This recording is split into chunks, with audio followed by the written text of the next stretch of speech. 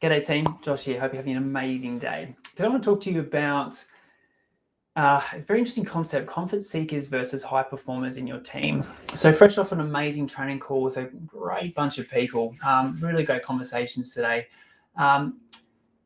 We were talking a lot about this concept within your team when it comes to recruitment, when it comes to building up the makeup of your team, which is, the difference between comfort seekers and high performers. And what I thought I'd do today is just kind of outline the difference between both. Well, I'm sure you can start to get a bit of a feel for the different types of person and then what to do. And I guess the things that can come unstuck if you have a mixture of comfort seekers and high performers within your team.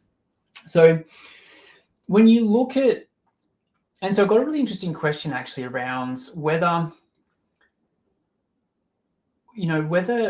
comfort seekers, whether that can actually change. And I just sort of said, with comfort seekers, and I'll talk about comfort seekers in a second. I guess I'm doing cart before the horse here, but with comfort seekers, it's very hard to change them unless something drastic changes in their life, like something really monumental happens.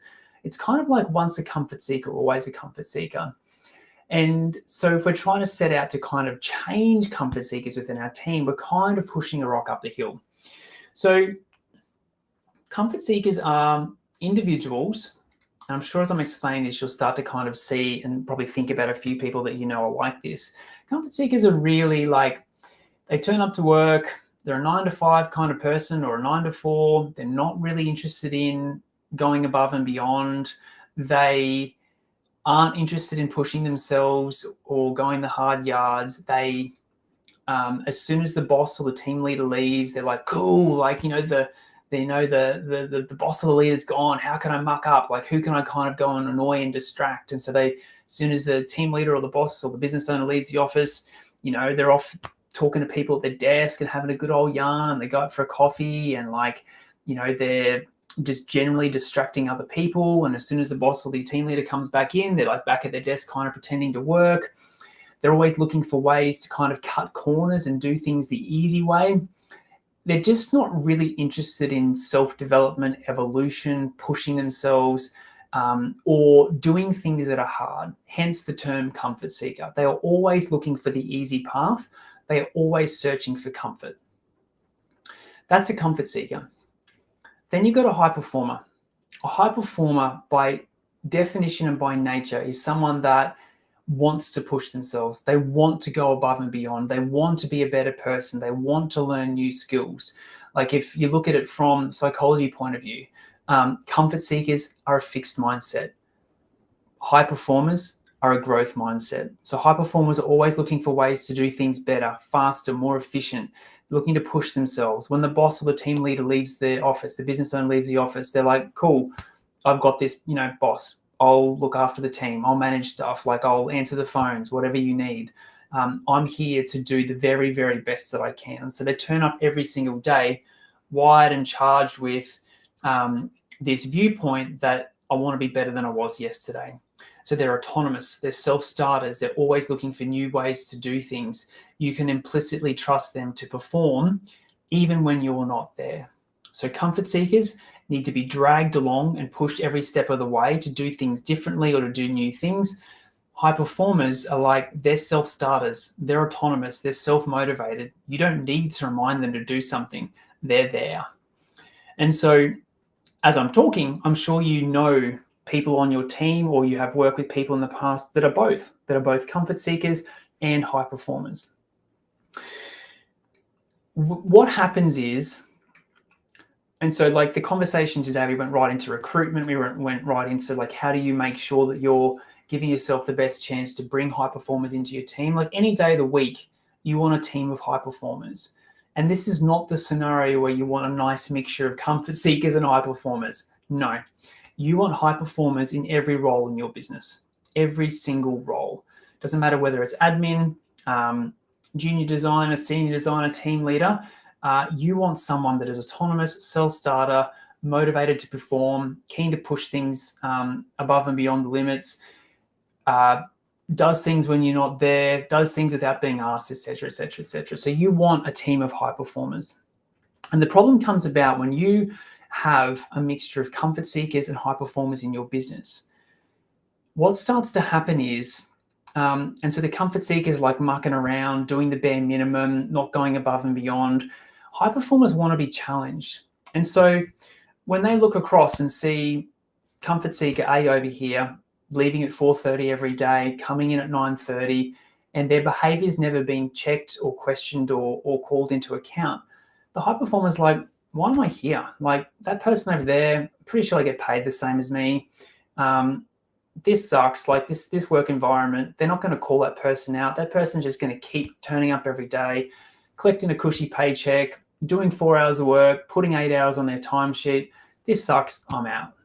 And so what happens is, if you allow comfort seekers into your culture and allow comfort seekers to continue to take the mickey, your high performers get frustrated and they leave. And so you think that, you don't want to have a hard conversation with a comfort seeker because you don't want to ruffle the feathers, but in fact you're actually sabotaging your business, because high performers just get frustrated, like, this isn't the culture I signed up for.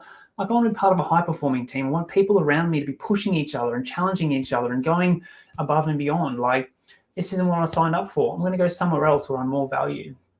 And so the problem with comfort seekers and high performers coexisting is that it's not really a case of high performers pulling comfort seekers up to their level. Typically what happens is comfort seekers pull high performers down to their level. High performers are like, well, fuck, I'm just going to, actually I shouldn't swear, sorry.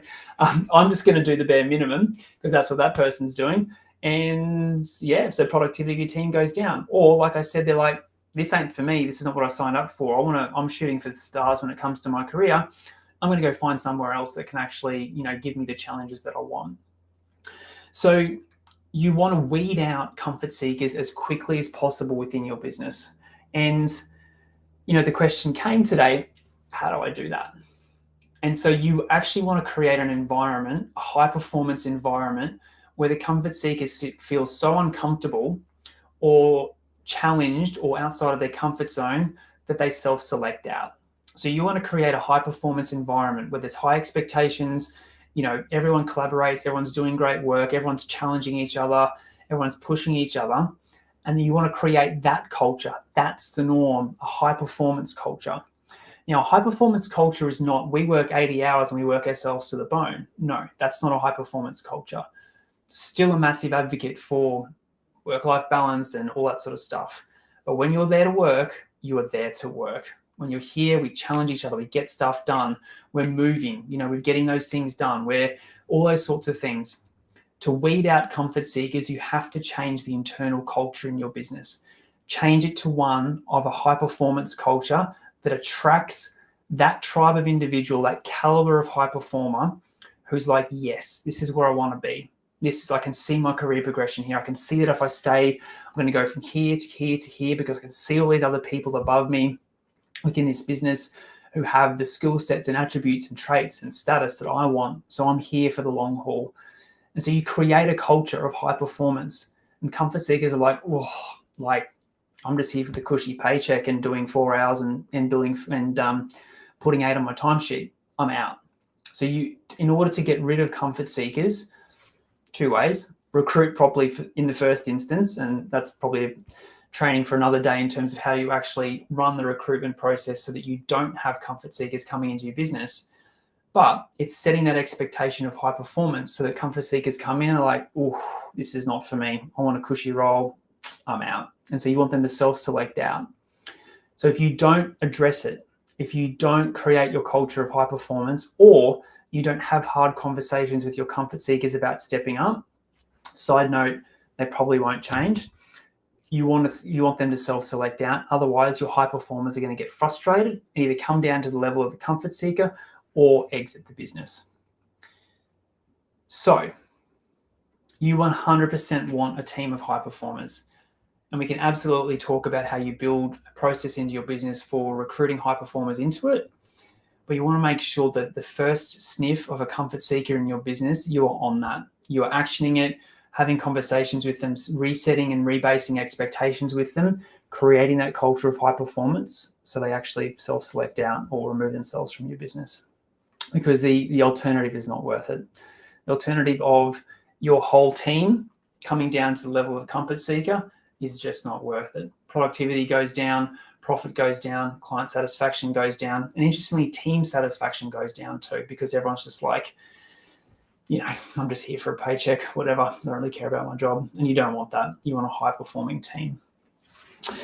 So team, hope that helps. Hope that gives you some context around the difference between a comfort seeker and a high performer, and gives you some ideas on what to do if you do in fact have some comfort seekers within your business.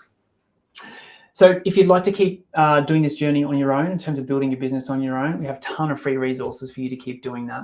But if you'd like some help, if you'd like to join a program of amazing high performers building their business, then I'd love to invite you to join our Boardroom Coaching Program. So it's a coaching program purely for business owners of engineering consultancies or consultancies within the engineering industry. So if you'd like some information on that and you'd like to join our program, just comment the word boardroom below, or send me an email, shoot me a text with the word boardroom, and let's have a chat about how I can help you build your business faster. Have a legendary day.